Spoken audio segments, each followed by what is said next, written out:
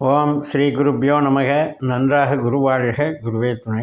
பரபிரம ருத்ரகாயத்ரி ஞானஸ்தலத்தின் நண்பர்களுக்கு வணக்கங்களும் வாழ்த்துக்களும். ரிஷப லக்னத்திற்கு 10 நாட்களுக்கான தினப்பலனை இப்போ பார்க்க இருக்கோம். முதல் நாளான ஏப்ரல் 18 வெள்ளிக்கிழமை 8ஆம் வீட்டில் சந்திரன் போகிறார். தனுசு ராசியில் லக்னத்திற்கு 8ஆம் இடத்துல சந்திரன் போகிறாரு. காலையில் 8:20 மூல நட்சத்திரம் தொடங்குகிறது. அப்போ 8ஆம் வீட்டில் சந்திரன் அப்படின்னா கொஞ்சம் மனோபலம் குறைவாக இருக்கும், அல்லது தேவையில்லாத ஒரு கற்பனை பயத்தை உருவாக்கிட்டுரும். சில பேருக்கு ஞாபக மறதி, பொருள்களை தவற விடுதல், மறந்து விடுதல். அதனால் வேலைகள்லேயும் நம்ம செய்யக்கூடிய செயல்பாடுகளையும் நம்ம சாப்பிடக்கூடிய உணவுகளிலையும் ஆரோக்கியத்திலையும் பார்த்துக்கணும். இது கேதுனுடைய நட்சத்திரம். கேது நல்லா தான் இருக்கார்.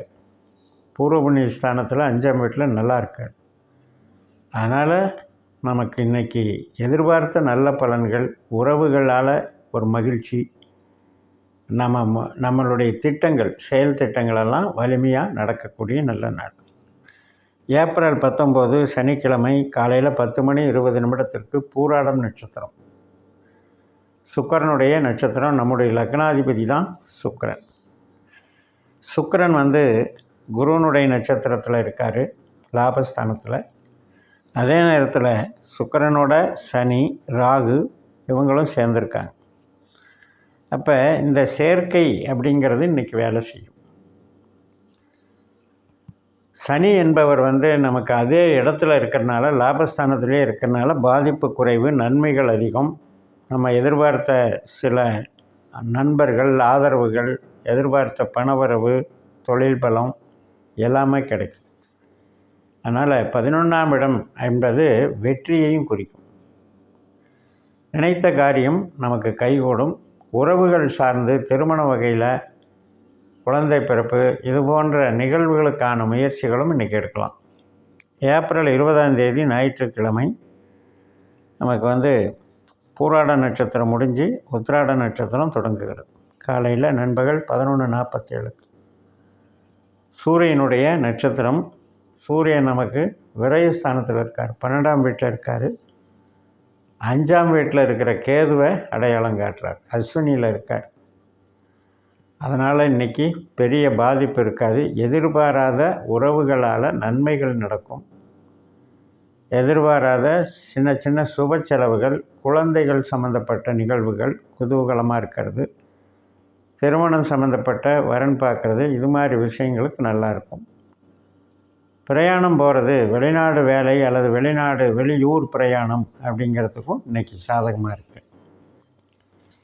ஏப்ரல் 21ஆம் தேதி திங்கட்கிழமை உத்திராட நட்சத்திரம் முடிஞ்சு 12:36 நண்பகல் திருவோண நட்சத்திரம் தொடங்குகிறது. நமக்கு 9ஆம் வீட்டில் பாக்கியஸ்தானத்தில் சந்திரனாகவே செயல்படுகிறார். இன்றைக்கி எதிர்பார்ப்புகள், இறைவன் அருள், ஒரு குடும்ப சம்பந்தப்பட்ட ஒரு நல்ல நிகழ்ச்சிகள், அல்லது நமக்கு பிரியமானவர்களை சந்தித்தல், கோவில் வழிபாடுகள், குலதெய்வ வழிபாடுகள், இஷ்ட தெய்வ வழிபாடுகள், கலை சம்பந்தப்பட்ட ஈடுபாடுகள், மேற்படிப்பு சம்பந்தப்பட்ட ஈடுபாடுகள், கமிஷன் வகை தொழில், இத்தனைக்கும் நல்லாயிருக்கும். சிறப்பாக இருக்கக்கூடிய நாள். மனோதைரியம், தன்னம்பிக்கை அதிகமாக இருக்கும். ஏப்ரல் 22 செவ்வாய்க்கிழமை நண்பகல் 12:43 அவிட்டம் நட்சத்திரம், செவ்வாயினுடைய நட்சத்திரம். செவ்வாய் நமக்கு 3ஆம் இடத்துல சனியை போல் செயல்படுறார். அதனால் இன்றைக்கி கம்யூனிகேஷன் ஸ்கில்லு அதிகரிக்கும். பத்திரப்பதிவுகள் நடக்கும். அக்ரிமெண்ட்ஸு, ஒரு ஒப்பந்தம் போட்டுக்கிறது, ஒரு ஆவணங்களை ரெடி பண்ணுறது, டாக்குமெண்ட்ஸை ரெடி பண்ணுறது, சிறு பிரயாணங்கள் போயிட்டு வர்றது, ஒருத்தரை சந்திக்கிறது. மற்றும் சில பேர் பார்த்திங்கன்னா படைப்பாளிகளாக இருப்பாங்க, டிஜிட்டல் மார்க்கெட்டிங்கில் இருப்பாங்க, ஐடி லைனில் இருப்பாங்க. இவங்களுக்கெல்லாம் ஒரு உற்சாகமான நாளாக இருக்கும். ஏப்ரல் 23 புதன்கிழமை அவிட்ட நட்சத்திரம் முடிஞ்சு நண்பகல் 12:07 சதய நட்சத்திரம் தொடங்குகிறது. 10ஆம் இடமான கும்பராசியில் சந்திரன் ராகுவை போல செயல்படுகிறார். ராகு குருவோட நட்சத்திரத்தில் மீன ராசியில் லாபஸ்தானத்தில் இருக்கார். அதனால் இன்றைக்கு எதிர்பார்த்த உறவுகள்னால் ஆதரவும் கிடைக்கும், தொழில்னாலையும் ஆதரவு கிடைக்கும். சாதாரணமாக எந்த ஒரு பிரச்சனையும் இல்லாமல் மகிழ்ச்சியாக போகும். தாயாருக்கு ஏதாவது உடல் சௌகரியம் இருந்தால் இன்றைக்கி கொஞ்சம் பாதிக்கலாம். ஏப்ரல் 24 வியாழக்கிழமை பூரட்டாதி நட்சத்திரம் காலையில் 10:48 தொடங்குகிறது. குருவனுடைய நட்சத்திரம். நமக்கு லக்னத்தில் குரு செவ்வாய் போல் செயல்படுகிறார். அதனால் இன்றைக்கும் நம்ம புது திட்டங்கள் ஏதாவது நம்ம மைண்டில் தோணுச்சுன்னா அதை நடைமுறைப்படுத்தலாம். அது சக்ஸஸ் ஆகும். புது உறவுகள், இப்போ ஆண் பெண் திருமணத்துக்கு வரன் பார்க்கறது மற்றும் புது நபர்களை சந்திக்கிறது, புது நண்பர்களை நம்ம உருவாக்கிக்கிறது, இதன் மூலம் நமக்கு மகிழ்ச்சி கிடைக்கும், நன்மைகள் நடக்கும். பிரயாணங்களால் கூட நமக்கு மகிழ்ச்சி உண்டு. ஏப்ரல் 25 வெள்ளிக்கிழமை காலையில் 8:53 உத்திரட்டாதி நட்சத்திரம், சனியினுடைய நட்சத்திரம். சனியினுடைய நட்சத்திரத்திலேயே செவ்வாயும் இருக்கிறாரு, புதனும் இருக்கிறாங்க. அதாவது செவ்வாய் 3ஆம் வீட்டில் இருக்கார், புதன் 11ஆம் வீட்டில் இருக்கார். ஒருத்தர் பூசத்தில் இருக்கார், ஒருத்தர் உத்திரட்டாதியில் இருக்கார். சனி குருவோட நட்சத்திரத்தில் இருக்கார். சனியோட சுக்கிரனும் சேர்ந்துருக்கார், ராகுவும் சேர்ந்துருக்காங்க. அப்போ இத்தனையும் 11ஆம் இடத்துல நடக்குது அப்படின்னா நம்ம ஒரு மகிழ்ச்சியாக ஈடுபடக்கூடிய நல்ல நாளாக இருந்தாலும் கூட இந்த கிரக சேர்க்கையில் நமக்கு ஏதாவது ஆகாத கிரகம் இருக்கான்றதை பார்த்துக்கணும். பாஸ்கர அஸ்ட்ராலஜி சிஸ்டத்தில் நம்ம ஜாதகத்தை கணித்து பார்க்கும்போது எந்த கிரகம் 8ஆம் பாவ 12ஆம் பாவ உபநட்சத்திரமாக வருகிறதோ அந்த கிரகம் எந்த கிரகத்தோடு சேர்ந்தாலும் நமக்கு தீமைகள் கொடுக்கும். எந்த பாவத்தில் இருந்தாலும் அந்த பாவத்தின் மூலமாக நமக்கு மைனஸ் ஆகும். அந்த சேர்க்கையில் இதையெல்லாம் கொஞ்சம் கவனத்தில் எடுத்துக்கணும். ஏப்ரல் 26ஆம் தேதி சனிக்கிழமை நண்பர்கள், அதாவது காலையில் 6:26 ரேவதி நட்சத்திரம், புதனுடைய நட்சத்திரம். மறுபடியும் இந்த 11ஆம் இடத்துல கிரக சேர்க்கை பார்த்துக்கணும்.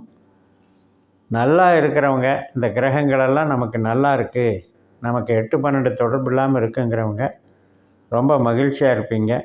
நல்ல நிகழ்வுகளெல்லாம் கிடைக்கும். மனநிறைவான எதிர்பார்ப்புகளெல்லாம் நிறைவேறக்கூடிய நல்ல நாளாக இருக்கும்.